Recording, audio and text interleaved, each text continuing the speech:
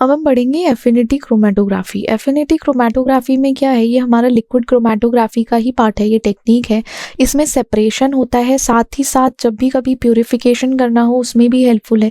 इसका क्या कहता है ये कि सेपरेशन होगा मॉलिक्यूल का, लेकिन किसके बेसिस पर, जब हमारा मॉलिक्यूल एक मिक्सचर में जो मॉलिक्यूल है और हमारे स्टेशनरी फेस में काउंटर मॉलिक्यूल है, जो काउंटर मॉलिक्यूल हमारे स्टेशनरी फेस के साथ कंबाइन रहता है, इन दोनों के बीच में जो इंट्रैक्शन होगा, इंट्रैक्शन के बेस में क्या होगा, एक रिवर्सिबल इंट्रैक्शन कॉज होगा। ठीक है, दोनों के होने की वजह से क्या होगा, आपको इजीली सेपरेशन हो जाएगा उन दोनों मॉलिक्यूल्स का। सोचो जैसे ये है हमारा इक्विलिब्रेटेड रेजिन है, यहाँ पर इसमें आपने इसमें प्रोटीन बफर डाला। ठीक है, प्रोटीन बफर डालने की वजह से क्या हुआ, यहाँ पे टैग्ड प्रोटीन मान लो, फिर आपने उसमें सैंपल डाला, सैंपल एक साथ आ गए, टैग होने की वजह से क्या करोगे आप, एक इल्यूशन बफर ऐड करोगे जो हमारे जो प्यूरिफाइड प्रोटीन है उसको सेपरेट कर सके। ठीक है, क्या होता है, हमारा मॉलिक्यूल्स का सेपरेशन होता है एक स्पेसिफिक और रिवर्सिबल इंट्रैक्शन के बेसिस पर। एक रिवर्सिबल इंट्रैक्शन होता है मॉलिक्यूल, मिक्सचर मॉलिक्यूल का और स्टेशनरी फेज में जो काउंटर मॉलिक्यूल होता है उसके बेसिस पर। अगर प्रिंसिपल की बात करें तो जो हमारी एफिनिटी क्रोमेटोग्राफी है ना, वो सेलेक्टिव और रिवर्सिबल बाइंडिंग होता है टारगेट मॉलिक्यूल का कॉम्प्लीमेंट्री मॉलिक्यूल से। ठीक है, आप ये सोचो जैसे हमारा एक टारगेट मॉलिक्यूल है, या आप लाइगेंड भी समझ सकते हो, वो किससे बाइंड करेगा, जो हमारे स्टेशनरी फेज में कॉम्प्लीमेंट्री मॉलिक्यूल है या काउंटर लाइगेंड है उससे बाइंड करेगा। ठीक है, ये थोड़ा सा ऐसे ही चल रहा है।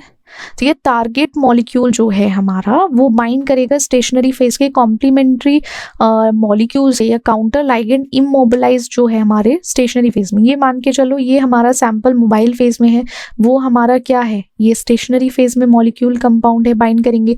अब जैसे की इंट्रैक्शन देख लो, एंजाइम और सबस्ट्रेट के बीच का, एंटीजन एंटीबॉडी का, रिसेप्टर और लाइगेंड के बीच का, तो ये इंट्रैक्शन है एफिनिटी के बेस पर। आप एफिनिटी देख रहे हो एक तरीके से।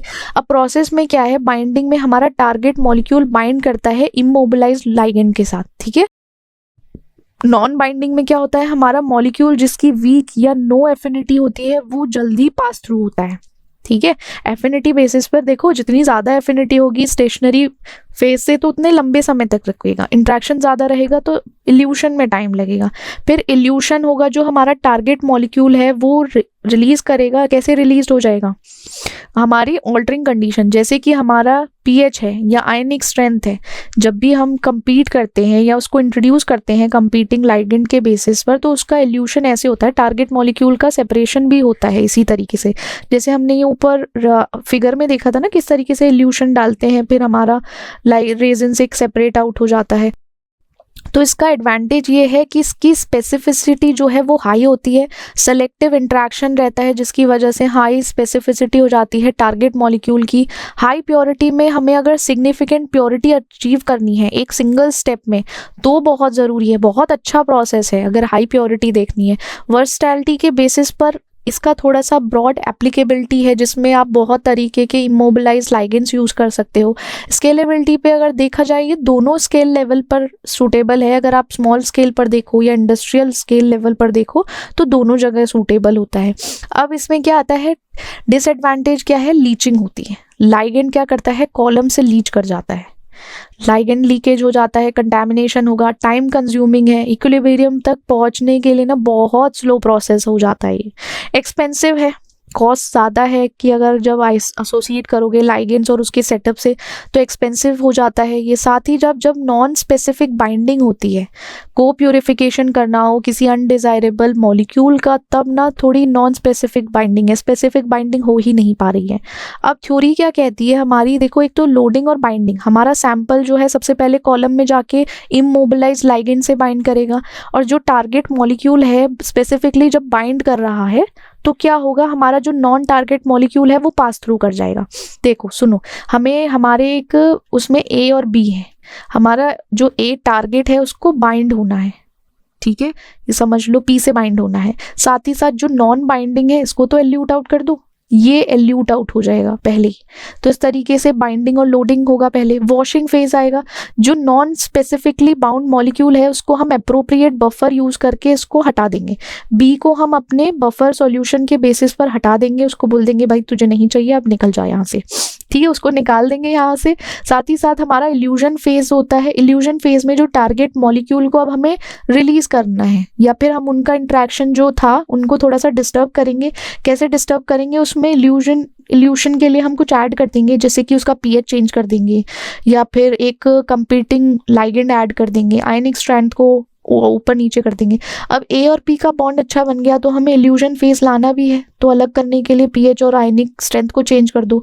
फिर हमारा रीजनरेशन फेज आता है, जो कॉलम हमें रीस्टोर करना है उसको रीयूज करने के लिए, तो उसको हम क्या कर देंगे, bye washing away residual target molecule. जो रेजिडुअल टारगेट मॉलिक्यूल है उससे वॉश अवे कर देंगे, उसको हटा देंगे, इल्यूशन एजेंट को भी, ठीक है, इन दोनों को हटा देंगे और वो वापस अपना रीस्टोर हो जाएगा। क्लासिफिकेशन क्या है हमारी, based on type of interaction, किस टाइप का इंट्रैक्शन हो रहा है। जैसे एंजाइम और सबस्ट्रेट का है, जिसमें इनहिबिटर क्रोमैटोग्राफी आप कह सकते हो। एंजाइम हमारा अटैच हो जाता है रेजिन से और उसको सेपरेट करता है सबस्ट्रेट, ठीक है, तो उसको सेपरेट करेगा सबस्ट्रेट या इनहिबिटर, ठीक है। एंटीजन में भी सेम होता है, एंटीजन या एंटीबॉडीज क्या करेगा, इमोबिलाइज्ड हो जाएगा, इमोबिलाइज्ड को कैप्चर करेगा और काउंटर पार्ट करेगा। मतलब कि हमारा इन दोनों का इंट्रैक्शन होना है किसी भी इमोबिलाइज से, जो हमारी स्टेशनरी फेज है ना उससे। जैसे रिसेप्टर लाइगेंड क्रोमैटोग्राफी है, जिसमें रिसेप्टर इमोबिलाइज्ड हो जाता है, कैप्चर करता है स्पेसिफिक लाइगेंड को। वहीं पे इल्यूशन पे बायो स्पेसिफिक इल्यूशन होता है, जहाँ पे हम एजेंट यूज करते हैं। एजेंट क्या करते हैं, टारगेट बाइंडिंग में ना थोड़ा सा इंटरफेयर करते हैं, वो उसको सही से बाइंड नहीं होने, क्योंकि इल्यूशन भी होना चाहिए, ल्यूट आउट होना है, उसको अलग करना है, तो टारगेट बाइंडिंग में इंटरफेरेंस होता है। साथ ही साथ जो नॉन स्पेसिफिक इल्यूशन है वहाँ पे हम उसमें क्या करेंगे, जैसे पीएच का ऑल्ट्रेशन कर दिया, आयनिक स्ट्रेंथ को डिस्टर्ब करके उसके जो बॉन्ड मॉलिक्यूल्स थे उसको डिस्टर्ब हुआ। साथ ही साथ स्पेशलाइज टाइप में इम्यूनो एफिनिटी क्रोमैटोग्राफी है, जहाँ पे एंटीजन एंटीबॉडी का इंट्रैक्शन को यूज किया जाएगा हाई स्पेसिफिसिटी के लिए। मेटल चिलेट क्रोमैटोग्राफी है, जब प्रोटीन कैप्चर करना हो जिनकी एफिनिटी है कुछ सर्टेन मेटल्स के लिए, तब metal chelate chromatography. Dye ligand में हम रिएक्टिव डाइज यूज करते हैं लाइगेंड की, जिससे कि बाइंड करे स्पेसिफिक प्रोटीन से। अब देखो इंस्ट्रूमेंटेशन आ जाता है हमारा एफिनिटी क्रोमैटोग्राफी का, हम देख चुके हैं। जैसे कि पंप है, पंप क्या करेगा, जो मोबाइल फेस को है वो कंसिस्टेंटली कंट्रोल्ड फ्लो में चलता रहे। साथ ही साथ हमारा सैंपल जो है और इल्यूशन जो है उसके थ्रू जाएगा, कहाँ जाएगा, एफिनिटी कॉलम में। एफिनिटी कॉलम में जाने के बाद हमारे क्या यूज़ करेंगे, हम हाई प्रेशर पंप यूज़ करते हैं इसमें कॉमनली, जिससे हमारा फास्टर या रैपिडली रन कर सके। सैंपल इंजेक्टर होता है, जिसमें हम सैंपल इंट्रोड्यूस करेंगे क्रोमैटोग्राफी सिस्टम में। ऑटो सैंपल्स या मल्टीपल सैंपल लोड करने हैं सीक्वेंशली, तो हाई थ्रूपुट एप्लीकेशन के थ्रू कर सकते हैं। साथ ही साथ एफिनिटी कॉलम में क्या होता है, जो कोर कंपोनेंट होता है उसमें इमोबिलाइज लाइगेंड स्पेसिफिक होता है, ठीक है, लगा रहता है, इमोबिलाइज लाइगेंड प्रेजेंट रहता है, जो क्या करता है, टारगेट मॉलिक्यूल से उसका काम है बाइंड होना, ठीक है। जैसे हमारा कौन सा मटेरियल हो गया, एगारोज है, सेफरोज है, या कुछ अलग पॉलीमेरिक बीड्स हैं जो कोवेलेंटली बाइंड करते हैं हमारे लाइगेंड से। डिटेक्टर्स बैठे रहते हैं। फिर हमारे जो इल्यूट कंपाउंड्स हैं, ठीक है, इल्यूट कंपाउंड जो कॉलम में आए हैं, जैसे यूवी डिटेक्टर है, फ्लोरोसेंस डिटेक्टर है, कंडक्टिविटी डिटेक्टर है। यूवी क्या करेंगे, कंपाउंड को डिटेक्ट करेंगे on the basis of absorbance के बेसिस पर, स्पेसिफिक वेवलेंथ के बेसिस पर। कुछ ऑर्गेनिक मॉलिक्यूल जब हमें डिटेक्ट करने हो तब यूज कर सकते हैं। जब फ्लोरोसेंस है, कोई भी फ्लोरोसेंस या लेबल्ड फ्लोरोसेंट टैग के बेसिस पर करोगे। अब चार्जेस के बेसिस पर कि आपको आयनिक स्ट्रेंथ देखनी है, चेंज और इनआयनिक स्ट्रेंथ, तब कंडक्टिविटी डिटेक्टर यूज किया जाता है। फ्रैक्शन कलेक्टर में आप फ्रैक्शन कलेक्ट करते हो, जैसे जो सेपरेटेड कंपाउंड है ना उसको किसमें डिस्टिंक्ट फ्रैक्शंस में लोगे, जिसको आगे जाके उसका फर्दर एनालिसिस हो, यूज कर पाए।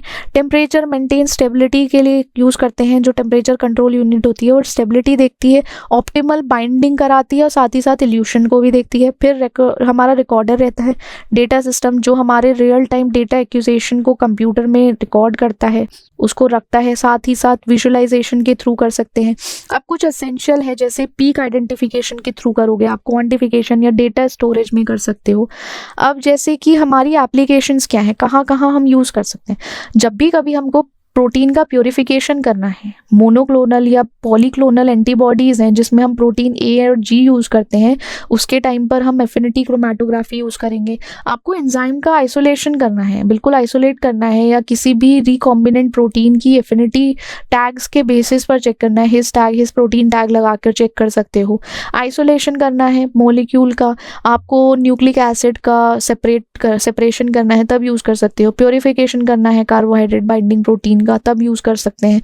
तो फिर उसके बाद अगर देखा जाए इंट्रैक्शन स्टडीज़ देखनी है, लाइगेंड या टारगेट के बीच में क्या स्टडी है उसके बेसिस पर। देखो पहला तो हमारा आप क्या करोगे, प्यूरिफिकेशन, ठीक है, किसी भी कंपाउंड का प्यूरिफिकेशन होना है वहाँ यूज़फुल है। किसी भी बायोमोलिक्यूल का अगर आइसोलेशन करना है, और साथ ही साथ जब आपको कोई भी इंट्रैक्टिव स्टडी करनी है, ठीक है, उनके बीच में क्या इंट्रैक्शन है उसके बेसिस पर स्टडी करनी है, इंट्रैक्शन स्टडी, तो आप एफिनिटी क्रोमेटोग्राफी को यूज़ कर सकते हो।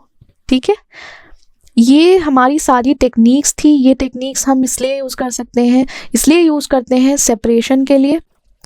हम अपनी सारी टेक्निक सेपरेशन के लिए यूज़ करते हैं, आइडेंटिफिकेशन के लिए यूज़ करते हैं, जो हमने अभी तक सारी टेक्निक्स पढ़ी हैं। आइडेंटिफिकेशन के साथ साथ हम प्यूरिफिकेशन करते हैं, आइसोलेशन करते हैं और क्वांटिफिकेशन करते हैं। ऐसा बहुत सारी चीज़ें करते हैं, ठीक है, टेक्निक्स को यूज़ करते हैं, डिफरेंट इंडस्ट्रियल रीजन्स में भी यूज़ करते हैं हम। ओके।